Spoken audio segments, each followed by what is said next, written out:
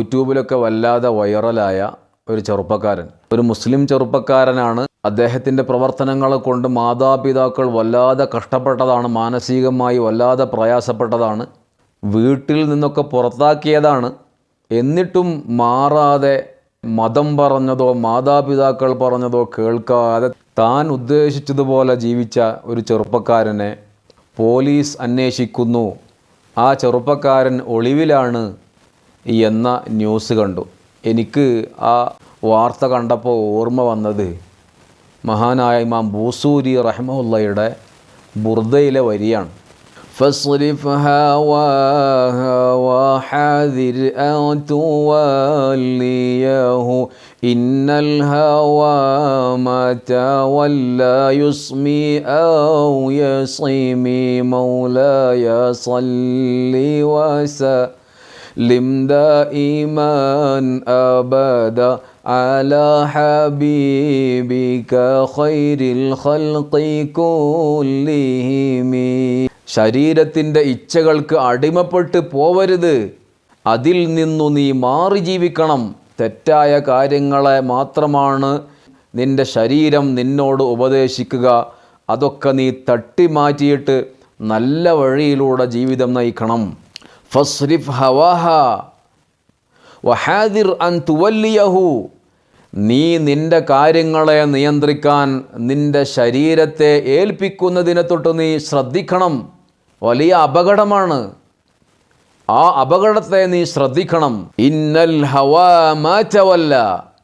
ശരീരത്തിൻ്റെ ഇച്ഛ എന്ന് പറയുന്ന, ശരീരത്തിൻ്റെ ഇഷ്ടം എന്ന് പറയുന്ന ആ സാഹചര്യം നിൻ്റെ നിയന്ത്രണം ഏറ്റെടുത്താൽ യുസ്മി ഔ യസ്മി, അത് നിന്നെ കൊന്നുകളയും, അല്ലെങ്കിൽ നിന്നെ ഏറ്റവും ചുരുങ്ങിയത് വഷളാക്കുകയെങ്കിലും ചെയ്യും.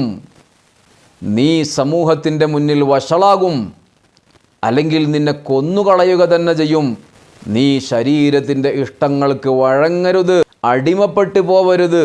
കൃത്യമായ ബോധത്തോടുകൂടിയും പക്വതയോടുകൂടിയും വിവേകത്തോടുകൂടിയും തന്നെയാണ് നീ ജീവിക്കേണ്ടത്. അല്ലെങ്കിൽ പ്രയാസമാണ്.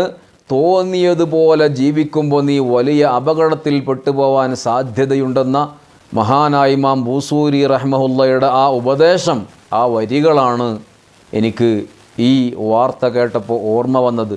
അല്ലാഹു സുബ്ഹാനഹു വ തആല അവൻ്റെ ഇഷ്ടത്തിലായി ജീവിതം നയിക്കാനുള്ള വലിയ തൗഫീഖ് നമുക്കൊക്കെ നൽകി അനുഗ്രഹിക്കട്ടെ. നമ്മെയും നമ്മുടെ മക്കളെയുമൊക്കെ അള്ളാഹു അവൻ്റെ ദീനിൽ അടിയുറച്ച് ജീവിക്കുന്ന ആളുകളാക്കി തീർക്കട്ടെ. ആമീൻ യാ റബ്ബൽ ആലമീൻ.